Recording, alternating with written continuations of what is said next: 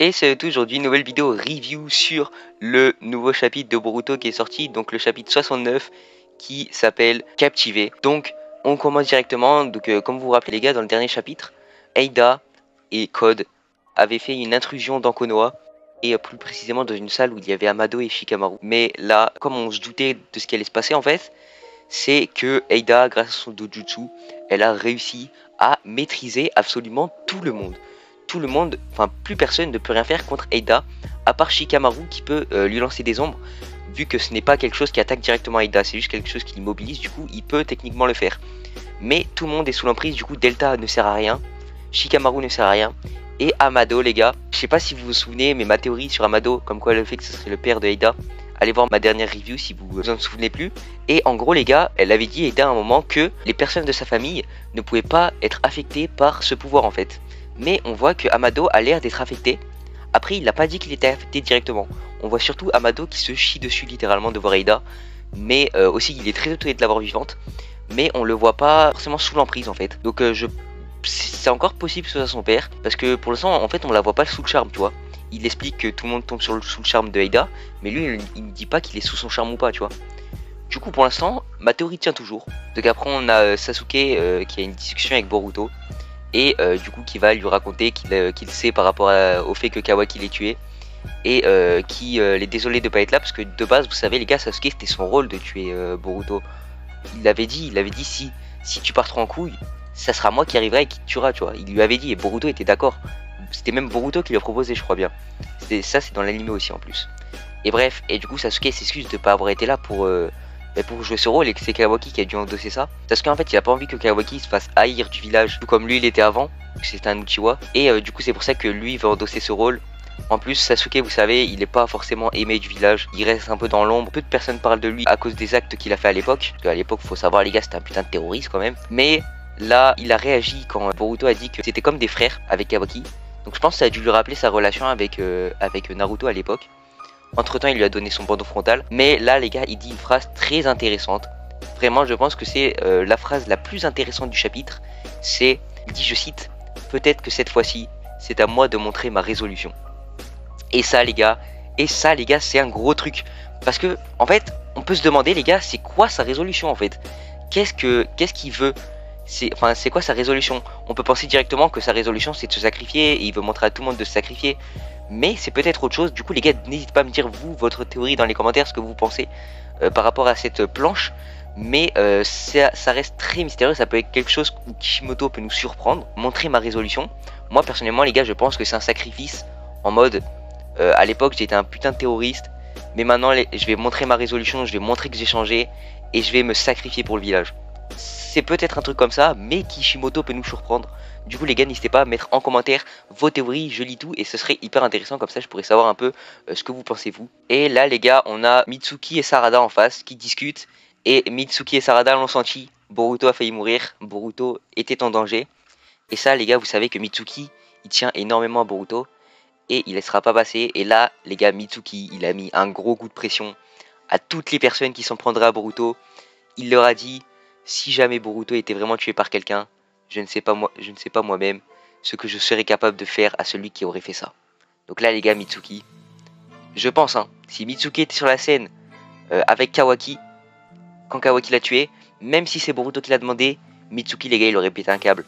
Mitsuki il aurait activé le mode ermite, il aurait tabassé Kawaki quoi. Après tu vois, je peux me dire en combat 1v1 normal, Kawaki gagne de sûr, parce que Kawaki les gars il est trop puissant. C'est le mec le plus puissant de Konoha je pense. Mais les gars, Mitsuki, mode ermite plus haine que Boruto soit mort.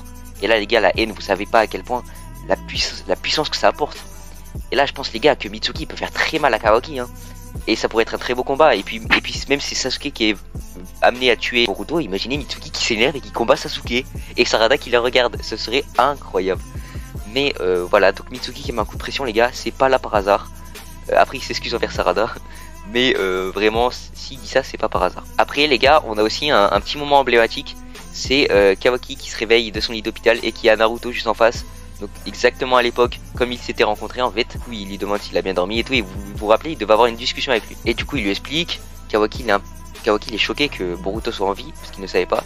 Et là Naruto il lui dit que fait partie du village, faut pas qu'il se sente à l'écart. Il dit ça en gros, il a pas envie qu'il se sente à l'écart, Kawaki. Car Naruto, lui, il se sentait à l'écart du village quand il était petit et du coup, il veut surtout pas que Kawaki, qui est son enfant spirituel, se sente à l'écart aussi. Et là, d'un seul coup, on a Ino qui avertit Sasuke et Naruto que passe un truc dans le village.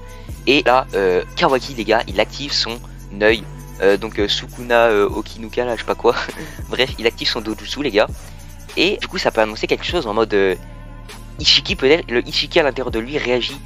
Ou le Kama a réagi. En tout cas, on voit que le Kama a réagi. Et je pense pas que ça soit la volonté de Kawaki. Du coup, il y a un truc qui se trame. Et là, les gars, par contre, les gars, Shikamaru, c'est mon personnage préféré de Naruto normal.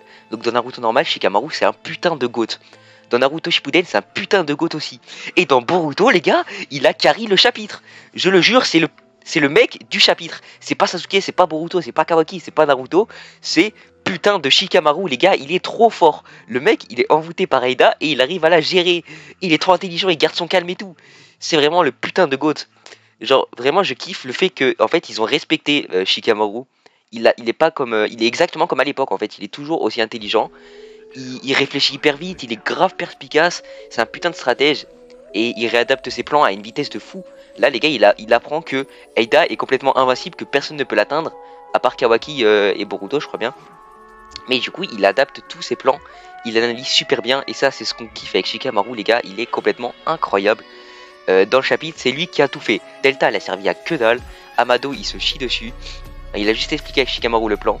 Mais là Shikamaru les gars il est en train de gérer Code et Aida tout seul. Genre le mec il gère les deux antagonistes de Boruto. Donc Boruto les gars c'est plus Naruto hein, c'est plus des Pain, des Madara. Non là c'est Aida, c'est Code. Bon après Madara je pense qu'il faudrait Aida et Code. Mais bref.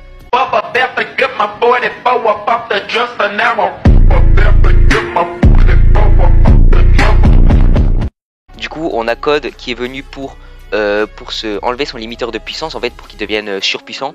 Et du coup il s'attaque à Amado. Et Amado les gars, Amado il l'a dit à Shikamaru, il a dit moi les gars, je suis pas aussi dur que vous les gars, si on me prend en otage et qu'on me torture, je vais direct tout balancer, je vais direct enlever son limitateur de puissance. Et bah oui, Amado ça reste un humain, c'est pas un shinobi. Même ça doit être un génie, ça reste un humain. Et du coup là les gars, tout le monde est en danger parce que si Code enlève son limitateur les gars, c'est la merde pour tout le monde. Parce qu'il sera ingérable. Et du coup là Shikamaru il essaie un peu de discuter avec Aida et de trouver un plan. Il prévient aussi Ino de ne pas ramener Naruto et Sasuke parce qu'en fait, s'ils les ramènent, ils seront morts en fait. Enfin, pas ils seront morts, mais ils seront dans la merde parce qu'ils tomberont sous l'emprise d'Aida. Tu vois, ça doit être les deux plus grands shinobi de l'histoire. Ils vont quand même tomber sous le charme d'Aida et du coup, ils seront baisés quoi. Du coup, Shikamaru, il veut gérer ça seul et il lui a dit, Aida, tu ne veux pas venir à Konoha, réfléchis bien, nous deux, on est dans une relation où on peut collaborer. Et donc là les gars il essaye de retourner la situation. Jusque là il collaborait avec Code. Mais techniquement Shikamaru il peut lui arranger un petit date avec Kawaki. On sait pas. Et du coup c'est pour ça il lui a dit ça en mode viens on collabore, viens on fait un truc. Après il lui dit après ça libre à toi de faire ta déclaration à Kawaki ou d'autres. Tu pourras faire ce que tu veux. Donc en gros là il essaye de trouver un marché sans se battre. Mais du coup on a quand même Amado qui est en danger. Code il se demande mais qu'est-ce qui se passe là, c'est chaud un peu. Et donc voilà les gens, c'est tout pour cette review de chapitre 69. Donc on se retrouve dans un mois pour la review du chapitre 70. Merci à tous ceux qui suivent les reviews les gars, vous êtes trop les bons. Et sur ce, c'est ciao.